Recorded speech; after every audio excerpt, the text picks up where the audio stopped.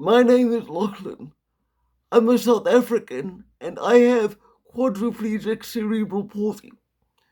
Right now, there is a major ongoing commission of inquiry into how businessmen and ANC politicians worked together to compromise the South African police service in order to allow multinational criminal syndicates to operate freely in this country. In response, the ANC's Secretary General, Figila Mbalula, has claimed that the ANC itself is not responsible for any corruption, and if there is corruption, it is only the fault of the individuals involved. Let's see some of what he had to say about this at a recent media briefing. You must draw the line. So Brian Mukhozi, in a nutshell, is not a member of the ANC, and we'll never take him to the DC for anything. He must account for whatever he's accused of with whoever in the ANC he is accused to have had dealings with. And as far as our organization is concerned, he's not our member. Period. That is clear, and we have proven in terms of membership. We know that joining ANC sometimes is not reduced to a card. Brian Mukhozi does not fit that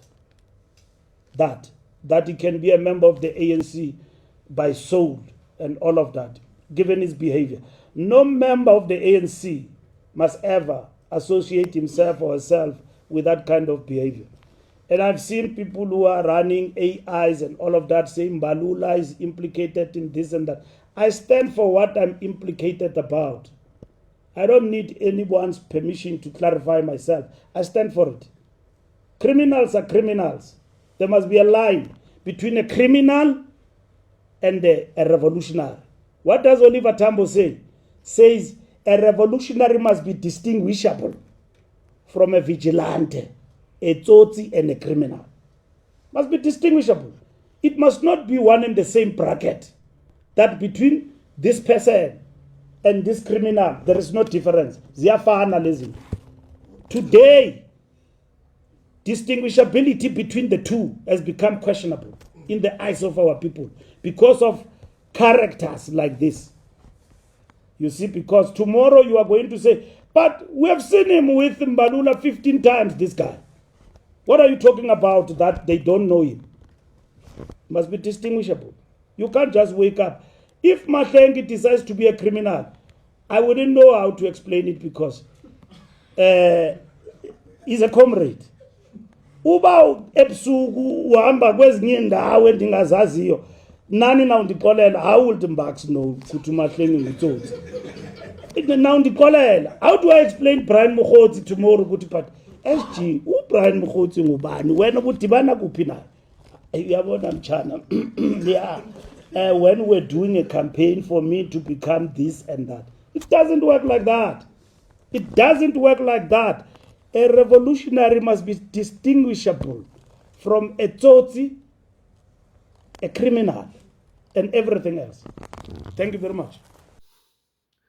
Right, now that you've heard some of that bullshit, I'm going to tell you the truth. Because the truth is that the ANC is one of the most corrupt organizations perhaps ever to exist in the history of the world. Right now, it's not just that our police service is fully compromised. It's that there is corruption in every sector of our society.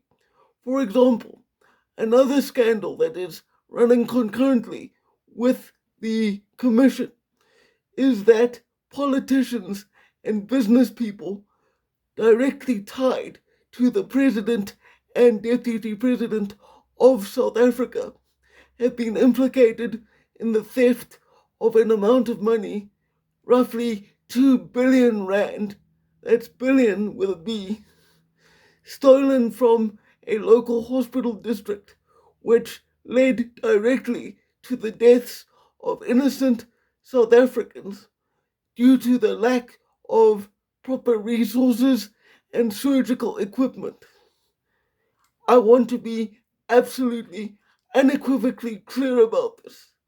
The people in charge of South Africa are demons. These are not regular human beings because they live in almost unimaginable wealth and opulence while literally allowing ordinary South Africans to suffer and die. And before anyone gets any bright ideas about this, it's not a race thing. I'm not speaking about these issues purely as a white man. I speak as a South African because the fact is that the people suffering the most from ANC corruption are poor and black.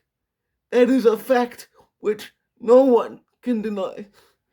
It is time for South Africa to move beyond race politics because focusing on superficial things such as skin color is what is ripping this country apart. And if we do not find a way to unite and move forward, there will be nothing left for any of us. As always, I hope that you found something of value in this content. Look after yourselves, take care of each other, and for now, farewell.